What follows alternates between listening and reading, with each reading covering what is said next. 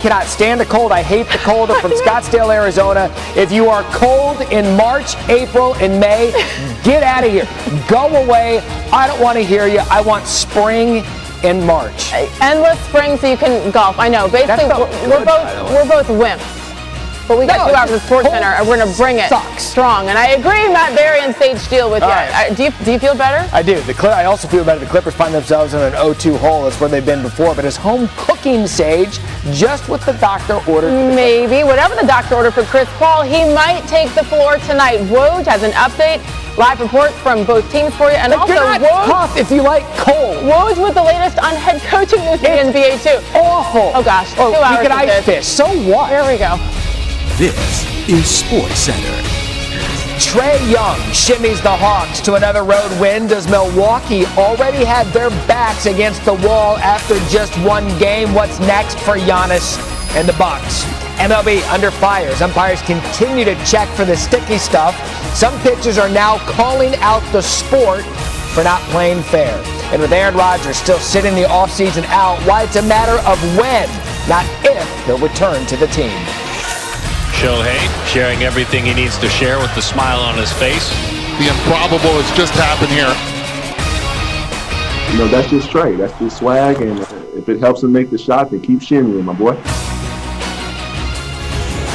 We have breaking news to begin the show out of the NBA. The Indiana Pacers have a new head coach. His name is Rick Carlisle, the former Dallas Mavericks coach. This is what sources tell ESPN's Tim McMahon. Carlisle will sign a 4-year, $29 million contract to take over the Pacers. This will be actually his third stint in Indiana. Most recently, he was their head coach from 2003 to 2007, Matt. Yes, Sage, news this morning that we're thinking, wow, Rick Carlisle heading back to the Pacers. Our senior NBA insider, Adrian Wojnarowski, joining us. What more can you tell us, Woj, about Rick Carlisle returning to the Pacers as head coach? Yeah, Matt, as our Tim McMahon reported, 4-year, $29 million deal for Rick Carlisle. That certainly puts him in the upper echelon of coaches. Certainly a lot of history in Indiana as both a head coach and assistant. And this is a team, you know, with a very good veteran core. Karis LeVert, Malcolm Brogdon, of course, Domantas Sabonis. You know, this is a team, you know, that is a Eastern Conference playoff team. And I think with Carlisle, you know, you have seen through his career that he makes a dramatic impact, especially early with improving a team. This is a team that needs some order and structure back after really a lost season. This past year, obviously they had Nate McMillan as their head coach. Several years prior to that, were in the playoffs each year, did not advance, and now Rick Carlisle leaves Dallas and comes to Indiana, and they hope this is a coach that not only will have him back in the playoffs, but perhaps, you know, maybe gets them to advance around in the East. Yeah, a couple of things to point out about Carlisle. Won the title with Dallas in 2011. It is worth pointing out that he told Mark Cuban he was leaving the franchise this year. It wasn't a parting of ways or a firing. He decided on his own accord to leave the Dallas Mavericks. Okay, other news happening today. Whoa, some news regarding Ben Simmons' future in Philadelphia. This has been something we've talked about for a while now. What more can you tell us? Yeah, I was told today that Ben Simmons' agent, Rich Paul, with Clutch Sports, met with Sixers president Daryl Morey, their general manager, Elton Brand, in Chicago at the pre-draft camp this week. They started to talk about what Ben Simmons' future looks like in Philadelphia and whether it is in Philadelphia. Now, there was no trade request made, I'm told, and that those sides will continue talking here, I think, through the draft and, of course, free agency in August. Ben Simmons has 4 years left on that max contract. And Philadelphia, though, remains committed to trying to work to improve Ben Simmons' shooting, especially his free throw shooting this summer. I was told that he met with Doc Rivers in the aftermath of elimination the other day against Atlanta, started to talk about a plan moving forward. But if you're the 76ers right now, if you were going to move Ben Simmons sometime in the future, you want to do it when his value is high, is elevated.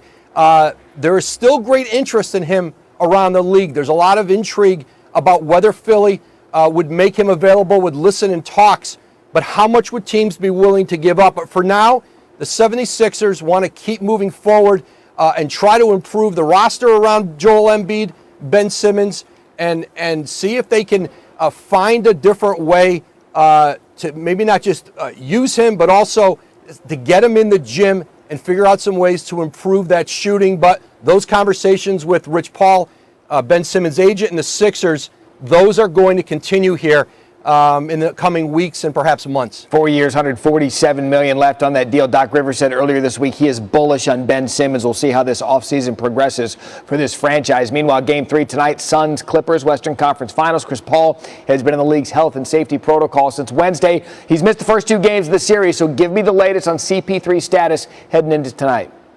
Yeah, Matt, Chris Paul is expected to play tonight in Game 3. That had been the hope all along, that if he missed Game 2, that he'd be able to play when the series returned to L.A. And not only does he come back for the Suns, he comes back with a 2-0 lead.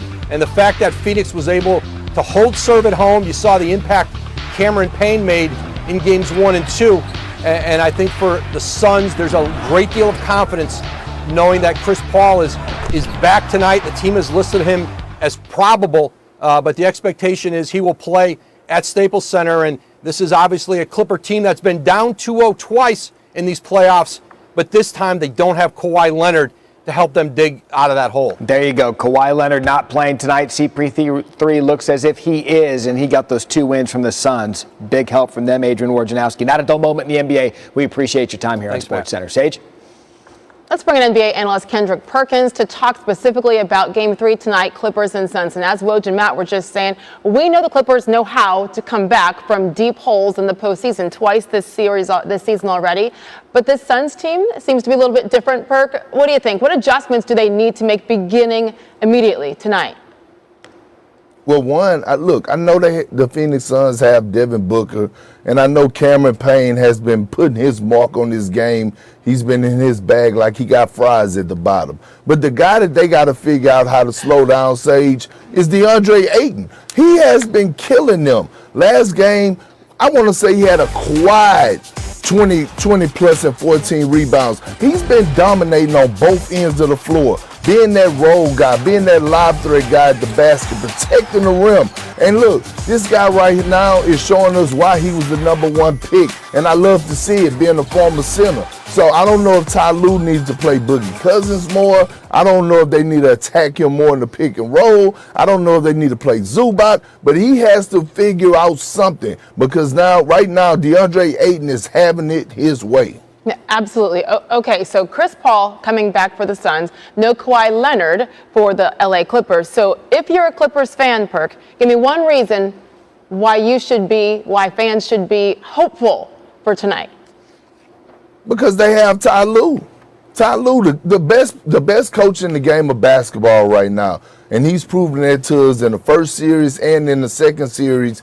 He's able to make adjustments. He's able to get more out of players. You see it right now. Patrick Beverly is shooting the ball like he's kind of looking like a baby Ray Allen. Nobody would have ever thought that. Not only is he locking up on one end, but Ty Lue has the confidence and has built the confidence in him to knock down 3-point shots. So if there's any reason that I think that the Los Angeles Clippers would get this Game 3 and get back on track, it's because of Ty Lue. He is a magician. He is a young stud. He is the best coach in the NBA today, Sage. The best coach of all 30 teams is Ty Lue.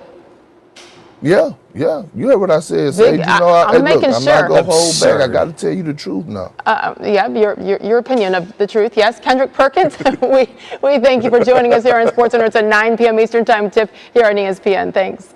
We're also just getting going with NBA. We're going to head out to LA. Live reports from both teams. How are the Clippers preparing for CP3 while dealing with their own injuries and a no 2-hole? That much more coming up. Yeah, Monty Williams coached Suns, who are up 2-0 over the best coach in the league. Forever Young, the Hawks want to be Trae Young.